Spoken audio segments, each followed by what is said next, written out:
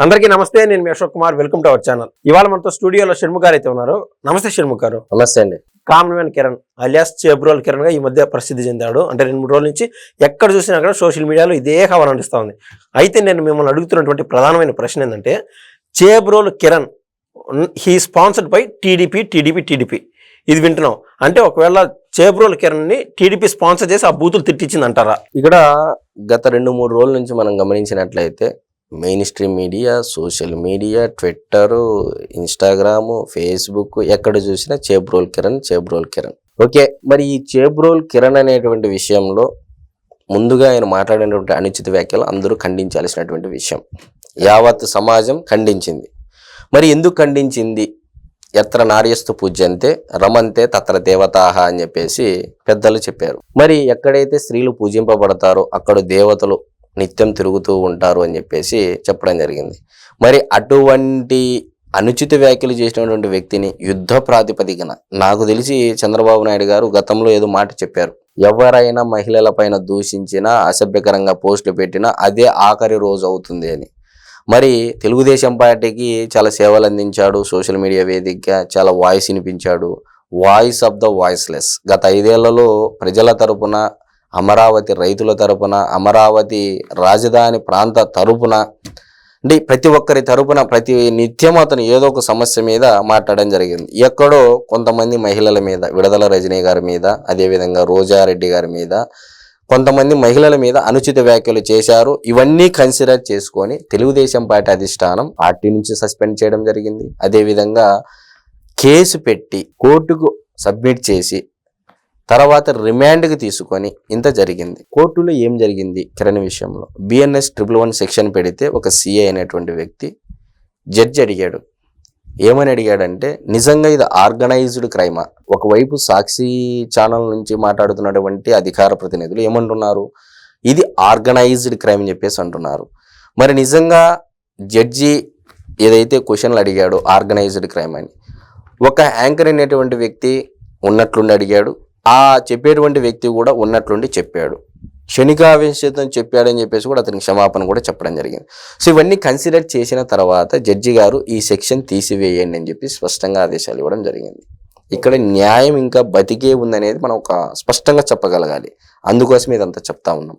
మరి ఇదంతా ఉంచితే మరి మీరు అంటున్నారు చేబ్రోల్ కిరణ్ అనేటువంటి అరెస్టు తర్వాత నేటి రాజకీయ పరిస్థితులు ఏ విధంగా ఉన్నాయి. మరి త్రివిక్రమ్ శ్రీనివాస్ గారు జనతా గ్యారేజ్ మూవీ ప్రమోషన్లో భాగంగా కాజ్ ఆఫ్ ది వార్, సత్యయుగంలో ఏ విధంగా ఉండేది, త్రేతాయుగంలో ఏ విధంగా ఉండేది, ద్వాపర యుగంలో ఏ విధంగా ఉండేది, నేటి కలియుగంలో కాజ్ ఆఫ్ ది వార్, ఆ రోజు రాజ్యాల మధ్య జరిగేది వివిధ, కొంత సత్యయుగంలో అయితే దేవతలు రాక్షసులు, త్రేతాయుగానికి వచ్చేసి ఒకే భూమి మీద వివిధ రాజ్యాల మధ్య జరగడం జరిగింది, ద్వాపర యుగానికి వస్తే ఒకే కుటుంబంలో జరగడం జరిగింది.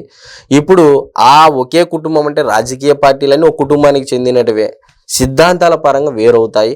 మరి ఆ రాజకీయ కుటుంబంలోనే బూతులనే కాజ్ ఆఫ్ ది వార్ అనేది ఇక్కడ మారింది. బూతులు అనేది ఇక్కడ టైటిల్ పెట్టుకోవాలి మనం. బూతులనే పరమావధిగా పెట్టుకొని ఈ రోజు రాజకీయ పార్టీలు నడుస్తున్నాయని చెప్పడంలో ఎటువంటి అతిశయోక్తి లేదు. మరి ఒకవైపు తెలుగుదేశం పార్టీ అధిష్టానం సీరియస్గా తీసుకొని ఖండించింది, అన్ని చేసేసింది. మరి ఇటువైపు నుంచి ఏమొచ్చింది? చర్యకు ప్రతి చర్య. మరి వైఎస్ఆర్సీపీ పార్టీ నుంచి అయా గతంలో మా పార్టీ వాళ్ళు కూడా చేశారు, దీనికి మేము కూడా మా తరపున కూడా మేము ప్రెస్ మీట్ పెట్టి ఖండిస్తున్నాము. రేపు రాబోయే రోజుల్లో మా పార్టీ తరపున కూడా సోషల్ మీడియాలో ఎవరైనా పోస్టులు పెడితే మేము కూడా వాళ్ళని పార్టీ నుంచి సస్పెండ్ చేస్తామని, లేకపోతే తద్వారా వారికి క్రమశిక్షణ చర్యలు తీసుకుంటామని కూడా ఎక్కడ ఒక సింగిల్ ప్రెస్ మీట్ రాలేదు. మరి ఇది ప్రజలందరూ గమనించదగ్గ విషయము. ఎస్, డెఫినెట్గా తెలుగుదేశం పార్టీ మహిళల పైన చేసేటువంటి ఎటువంటి అనుచిత వ్యాఖ్యలైనా ఉపేక్షించదు, ఎవరినైనా అది ఎంత స్థాయి వారినైనా ఉపేక్షించదు. సో మీరు అంటే గతంలో ఉన్నటువంటి 150 మంది ఎమ్మెల్యేల నుండి వాళ్ళే చీఫ్ మినిస్టర్ ఉన్నారు. ఆ టైంలో చేసినటువంటి అనుచిత వ్యాఖ్యలు పక్కన పెట్టేస్తే ఇప్పటికైనా సరే, అంటే ఇప్పుడు ఎవరైనా అనుచిత వ్యాఖ్యలు చేస్తే సీదా అంటే ప్రెస్ మీట్ పెట్టి బయటకు వచ్చి క్షమాపణ చెప్పి పార్టీ నుంచి సస్పెండ్ చేస్తే బాగుంటుందని మీరైతే ఆశిస్తున్నారా? నేనేమంటున్నానంటే, ఇక్కడ పార్టీ నుంచి సస్పెండ్ చేయడమా లేకపోతే ఇంకోట అనేది అవి పార్టీల యొక్క అంతర్గత విషయాలు. అది ఏ పార్టీ వాళ్ళనే అంతర్గత విషయాలు. ఎండ్ ఆఫ్ ది డే చట్టాల ద్వారా వాళ్ళకి ఎటువంటి శిక్షలు పడతాయి. ఈరోజు కిరణ్ అనేటువంటి వ్యక్తి విడుదల రజనీ గారి నుంచి మొదలు పెడితే రోజా గారి విషయంలోనే ఇలాంటి చాలా రిపీటెడ్గా చేస్తున్నారని చెప్పేసి ఎస్పీ గారు క్లియర్గా ప్రెస్ మీట్లో చెప్పడం జరిగింది. రిమాండ్కు తీసుకుంటున్నాము. 14 రోజులు రిమాండ్ విధించారండి. ఈ దేశంలో కూనీలు చేసిన వాళ్ళని బయట వదిలిపెట్టేస్తున్నారు, మర్డర్లు చేసిన వాళ్ళని బెయిల్ మీద తిరుగుతూ ఉన్నారు. నారా చంద్రబాబు నాయుడు గారు అలిపిరి క్లేమోర్ మైన్స్ కేసులో జరిగినటువంటి వ్యక్తి ఈరోజు బెయిల్ మీద హ్యాపీగా తిరుగుతున్నాడు బయట. మరి ఇటువంటి వ్యక్తిని ఒక డస్ట్బిన్ కవర్ వేసి నిజంగా ప్రెస్ మీట్లో నిలబెట్టడం కూడా చాలామంది తెలుగుదేశం పార్టీ కార్యకర్తలకు రుచించడం లేదు, జీర్ణించుకోలేకపోతున్నారు. ఏందబ్బా ఇంత చేసి కూడా ఒక కార్యకర్త అనేది. ఎస్, అధిష్టానం కూడా ఆ విషయంలో సీరియస్ అయింది. ఈరోజు కిరణ్ అనేటువంటి వ్యక్తి ఖాతాలో 17 మంది చేరడం జరిగింది. అసలు ఈరోజు 2 తెలుగు రాష్ట్రాలు, యావత్ ప్రపంచం ఎక్కడైతే ఉందో తెలుగు జాతి, ఎవడి ఈ కిరణ్ అనే విధంగా చేశాడు కిరణ్ అంటే అది గొప్పని కాదు. ఒకవైపు ప్లస్ ఉంది, ఒకవైపు మైనస్ ఉంది, ఖచ్చితంగా చెప్పుకోవాలి ఇది. మరి ఈ మైనస్ అనేది ఎక్కువ ఎలివేట్ అయ్యింది. మరి ఇదే కిరణ్ అనేటువంటి వ్యక్తి అదే అమరావతి రైతుల తరపున మాట్లాడాడు. అదే అమరావతి అనే నా రాజధాని, నా రాష్ట్రం కోసం నేను పోరాడతానని చెప్పేసి కుటుంబాన్ని సైతం వదిలిపెట్టేసి, తన యొక్క ప్రేమించిన అమ్మాయిని వదిలిపెట్టేసి, తన జీవితాన్ని సర్వం త్యాగం చేసి పార్టీ కోసం వాయిస్ ఆఫ్ ద వాయిస్లెస్ నిలబడ్డాడు. డెఫినెట్గా ఈరోజు తెలుగుదేశం పార్టీ కార్యకర్తలు స్వచ్ఛందంగా అతనికి మేమున్నాం కిరణ్ వెంబటని సోషల్ మీడియా వేదిక ఎక్కడన్నా చూడండి, ఈరోజు తెలుగుదేశం పార్టీ కార్యకర్తలు విపరీతంగా సింపతి చూపించేస్తున్నారు.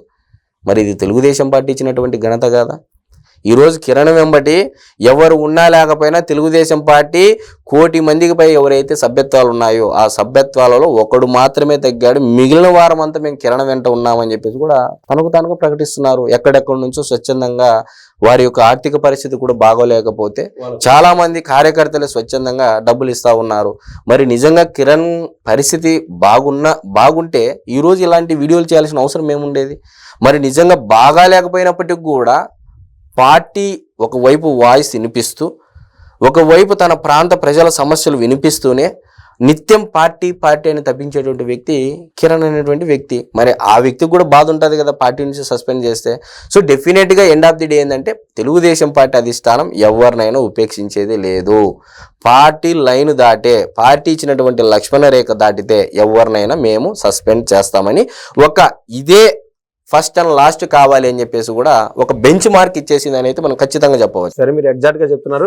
తెలుగుదేశం పార్టీ కిరణ్ ని పార్టీ నుంచి డిస్మిస్ చేసేసింది. అదేవిధంగా ప్రభుత్వం తరఫున తీసుకోవాల్సినటువంటి చర్యలు తీసుకొని అరెస్ట్ అంటూ చేశారు. కానీ ప్రభుత్వం అనేది ఒక పెద్దన పాత్ర పోషించాలి. ఈ సమయంలో మనం ఇప్పటికీ ట్విట్టర్ అకౌంట్లోనూ ఎఫ్బి అకౌంట్లోనూ నీచంగా వైసీపీ వారు పోస్టులు ట్రోల్స్ పెడుతున్నారు. దీనిపైన ప్రభుత్వం చర్యలు తీసుకోదా? ఇక్కడ చాలా మంది అదే అడుగుతున్నారండి. నిజంగా ఇలాంటి పరిస్థితులే అది ఖచ్చితంగా ఈరోజు కూటమి ప్రభుత్వం యొక్క అధిష్టానం దృష్టికి పోయింది ఆ విషయము. ఇప్పుడు మనం యుద్ధ ప్రాతిపదికన చేయాలి అంటే మరి నిజంగా ఆ రకంగా మీరు అడిగిన దాని ప్రకారం మాట్లాడుకున్నట్లయితే గత 5 ఏళ్ళలో ఇదే అమరావతి ప్రాంత రైతులు 4 సంవత్సరాలు శాంతియుతంగా ధర్నా చేశారు. అక్కడి నుంచి అమరావతి టు తిరుమల పాదయాత్ర చేశారు. మరి ఏ ఒక్క రోజైనా ఏ ఒక్క పాపానైనా ఎవరైనా కరుణించారండి? ఆ ప్రాంత రైతుల్ని బోట్లతో తన్నారు. విపరీతమైనటువంటి వ్యాఖ్యలు. మంచి చీరలు కట్టుకున్నా తప్పే, మంచి ఇది చేసుకున్నా కూడా తప్పే. రైతులంటే పాసిపోయిన పంచి లుంగి కట్టుకొని ఇది చినిగిపోయిన బనీని వేసుకుంటేనే రైతులు అనే కాటి గత 5 ఏళ్ళలో మాట్లాడారు. మరి దానికంటే రైతులనే ఎర్రిపప్పలు అన్నోళ్ళు గత 5 ఏళ్లలో ఏమైపోయాయి వ్యాఖ్యలు అంటే ఇలా చెప్పుకుంటూ పోతే తెగదు తెల్లారదు. ఎక్కడో చోట దీనికి ముగింపు పలకాలి అంటే ఎవరో ఒకరు ఒక అడుగు తగ్గాలి. నిజంగా ప్రజల సంక్షేమం కోసము, ప్రజల అభివృద్ధి కోసము పాటు పడాలి అంటే తెలుగుదేశం పార్టీ అధిష్టానం ఒక అడుగు 1కి 10 సార్లు ఆలోచన చేస్తుంది. ఎందుకంటే కూటమి ప్రభుత్వం గత 5 ఏళ్ల తాలూకా యొక్క ఆర్థిక విధ్వంసం వలన అది ఆ మూలాల నుంచి తేరుకోవడానికే చాలా సమయం పట్టింది. నాకు తెలిసి ఇది నేను చెప్పే మాటలు కాదు, ముఖ్యమంత్రి చంద్రబాబు నాయుడు గారే నా 40 ఏళ్ల రాజకీయ జీవితంలో ఎప్పుడే కానీ ఇటువంటి పరిస్థితులు నేను చూడలేదు. అసలు ఏ వ్యవస్థలో ఏం జరుగుతుందో కూడా ఈ బుద్ధికి అర్థం కానటువంటి పరిస్థితి. అంటే ఏ స్థాయికి ఇది నాశనం అయ్యింది ఆ యొక్క శాఖలు అనేది ముఖ్యమంత్రి స్థాయిలో ఉన్నటువంటి వ్యక్తి చెప్తా ఉన్నాడు. మరి ఇటువంటి స్థాయి నుంచి రాష్ట్రాన్ని మొన్న చూసాం కదా, లాస్ట్ 2023-24 ఆర్థిక సంవత్సరానికి గాను జిఎస్డిపి ఎంత ఉందండి? 6.89% ఉంది. మరి ఈరోజు వచ్చినటువంటి 9 నెలల కాలానికి 2.02% పెరిగి 8.21% అయితే తెచ్చారుగా జిఎస్డిపి. మరి ఏమైంది?